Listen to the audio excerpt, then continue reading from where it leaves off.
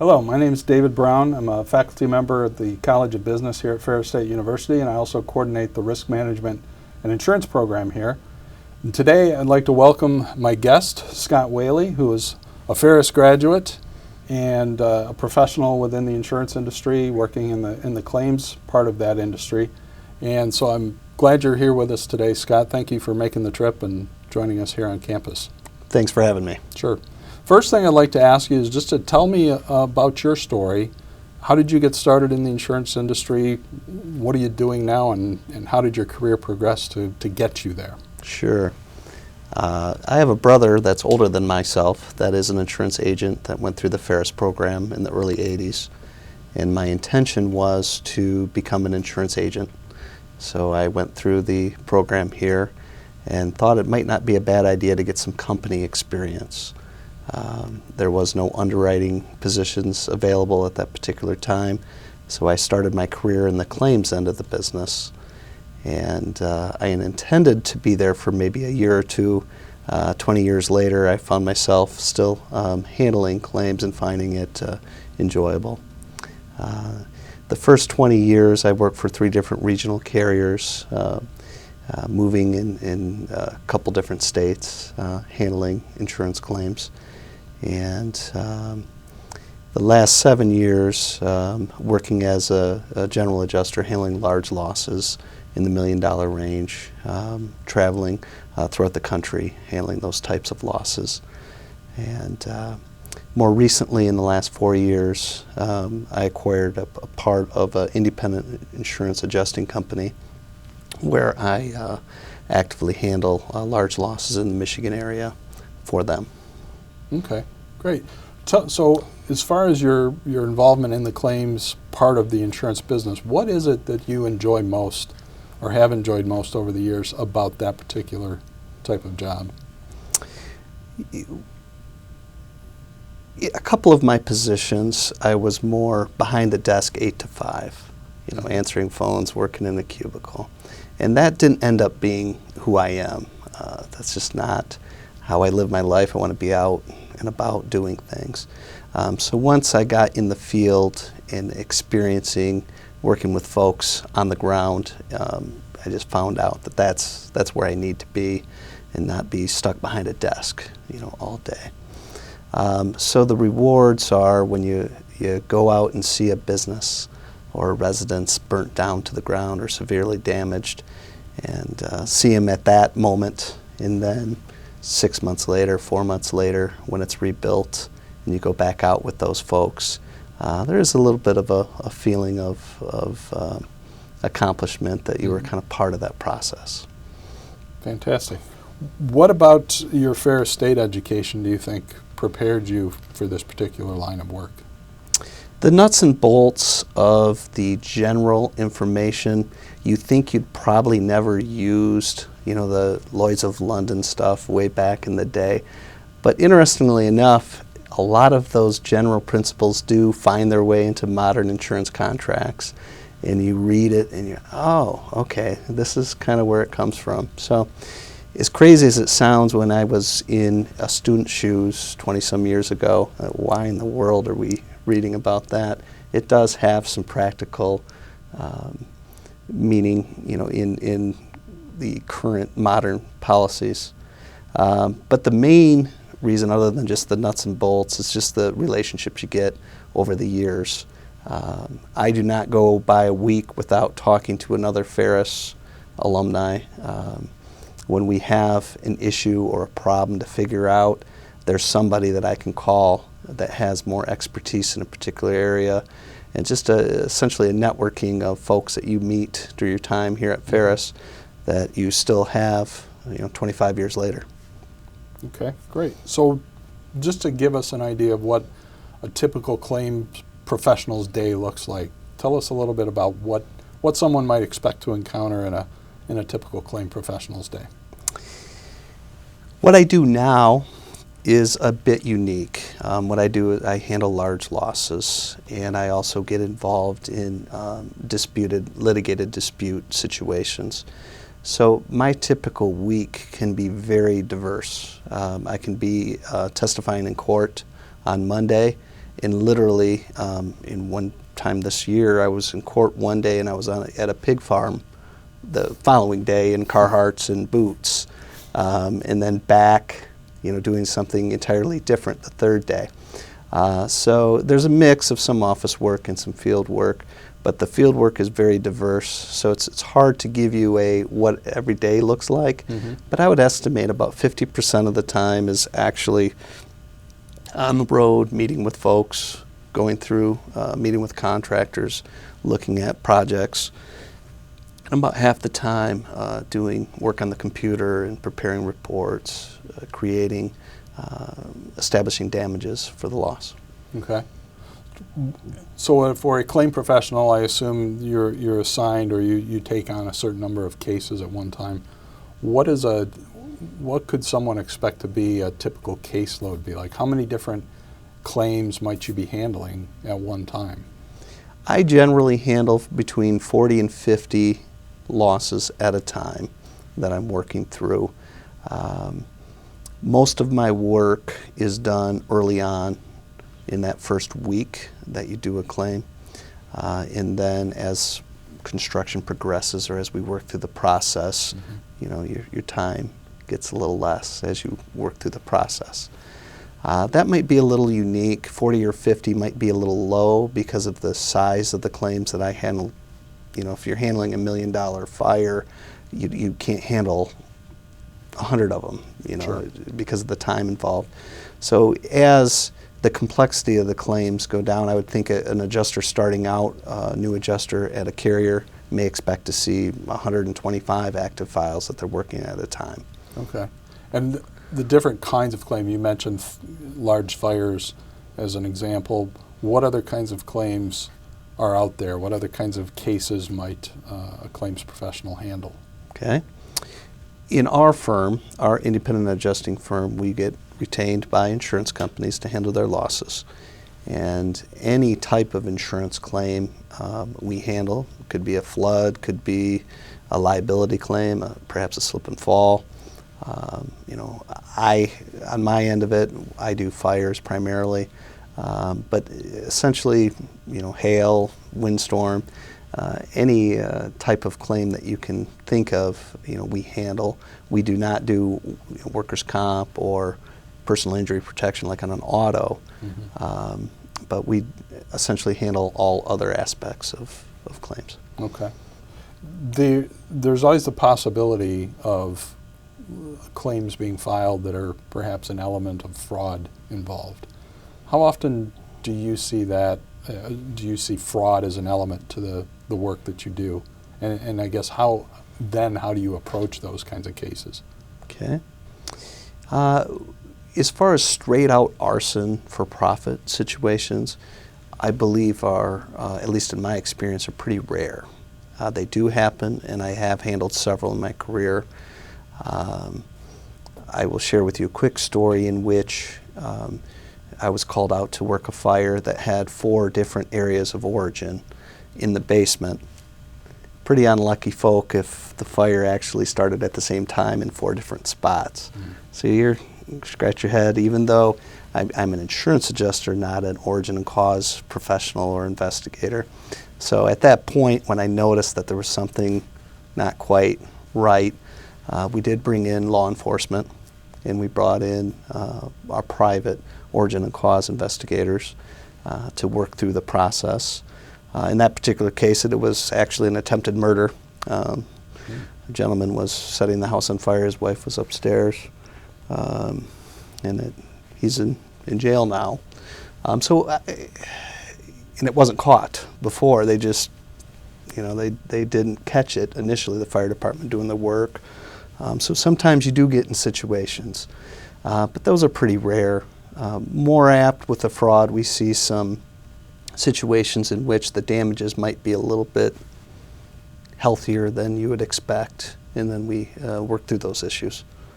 Okay, so fraud is a relatively rare part of the job, but when it does happen, you're able to pull in some authorities or some other investigators to pursue that avenue?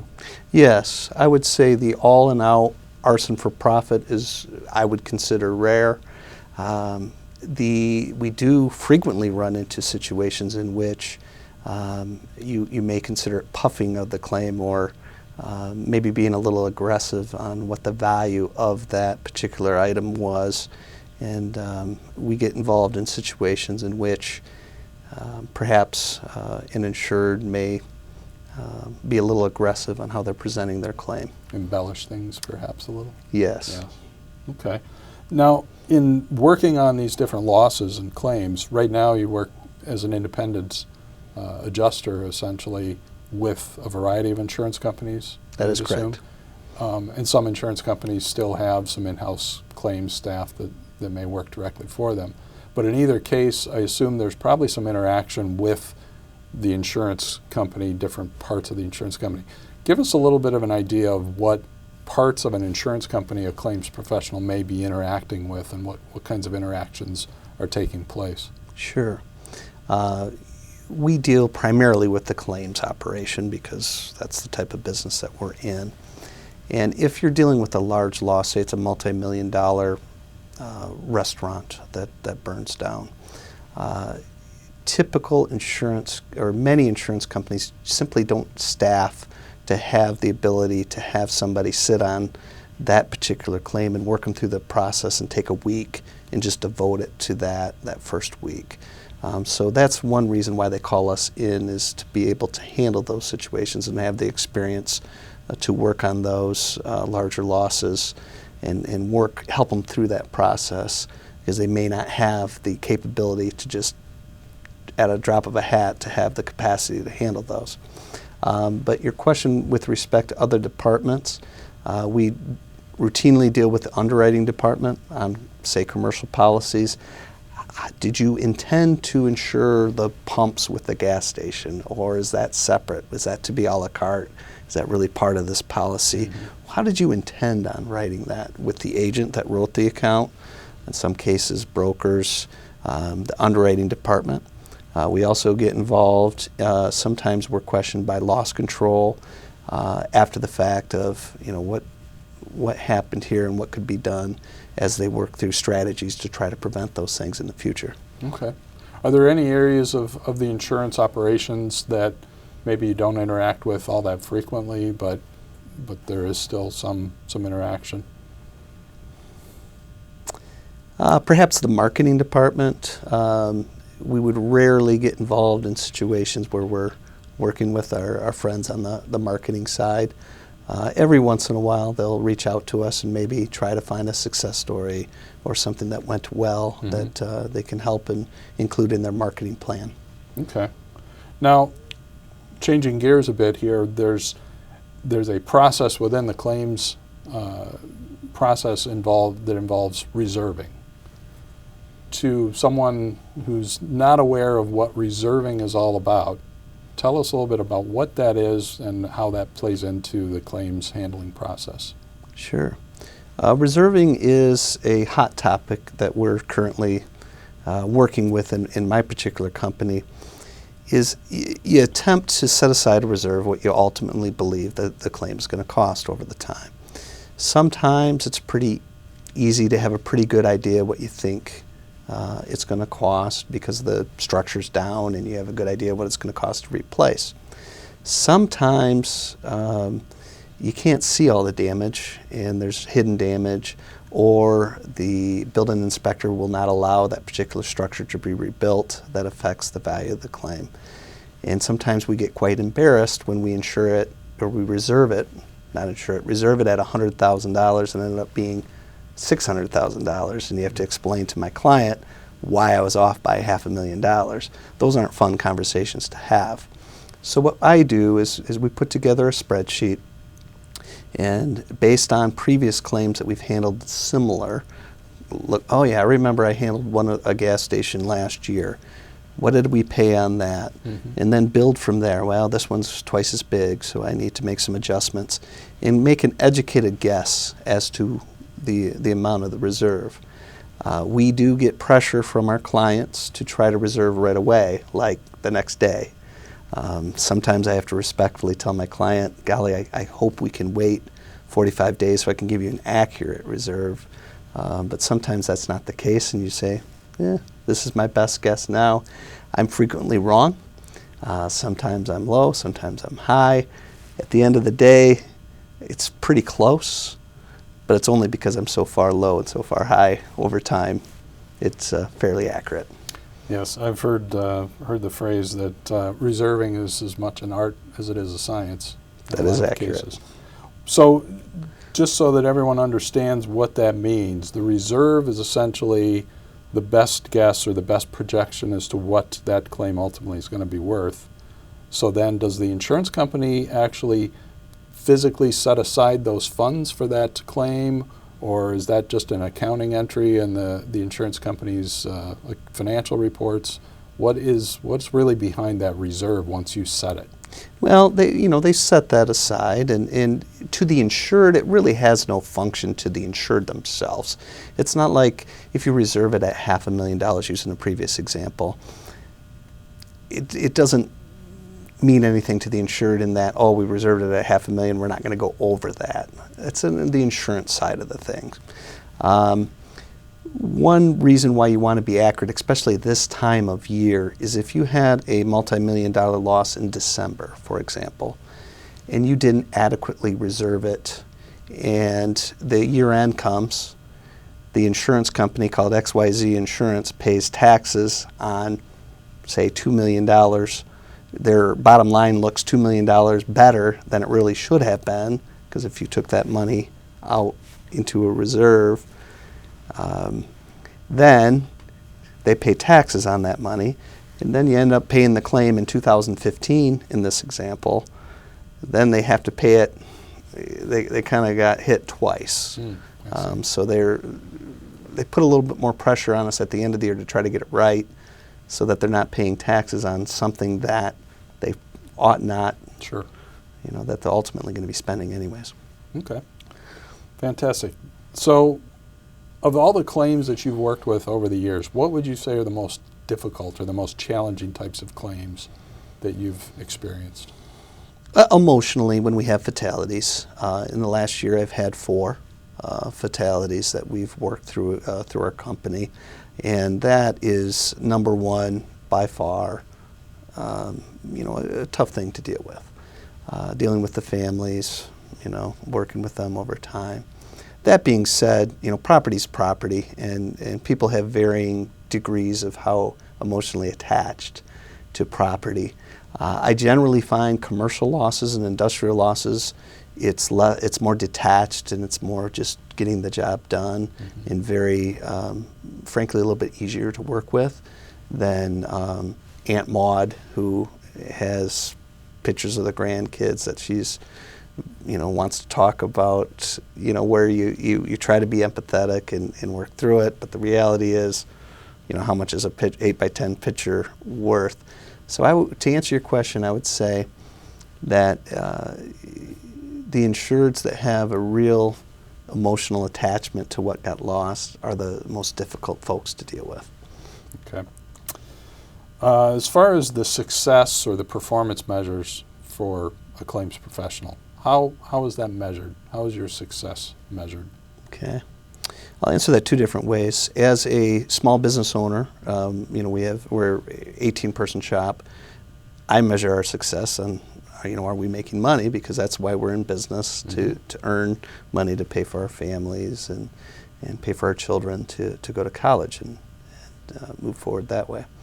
But also, we are a member of the industry, and we want to put forth, the face of the industry in the claims department. And when they are cutting a 6-month premium check or an annual premium check, to recall, how they were treated when they did have that event, that traumatic event, just puts the industry in the right light, and it helps us all as part of the greater risk management insurance group, that if we can help things out on our end when we're called upon, it just helps the industry as a whole. Okay. So then, what are the best attributes that you would say a very effective claims professional should have? What kinds of attributes should they have? The first thing is to be calm. When you show up to somebody that's had a tragedy, You know, the last thing they want to see is somebody that's nervous and upset themselves. You know, give them the confidence that they're dealing with somebody that knows what they're doing, somebody that's honest with them, and you know, straightforward, shows them exactly what to expect. Tell them the information we need from them. Share with them when we're going to be able to provide whatever services or payments that they need, and just calmly go through the process.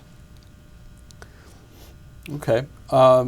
Last thing I want to ask you is, as far as students who are interested in perhaps pursuing, you know, an entry-level claims position within the industry, what kind of advice might you have for an aspiring claims professional like that? What should they do to be prepared?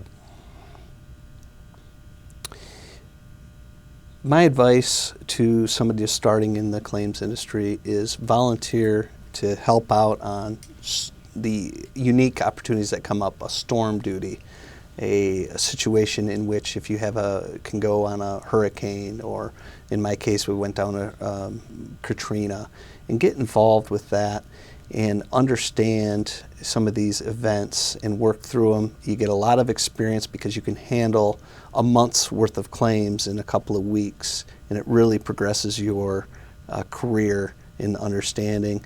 And it also gives you a little brownie points when the managers go look for that next person, that you're willing to put forth a little extra effort.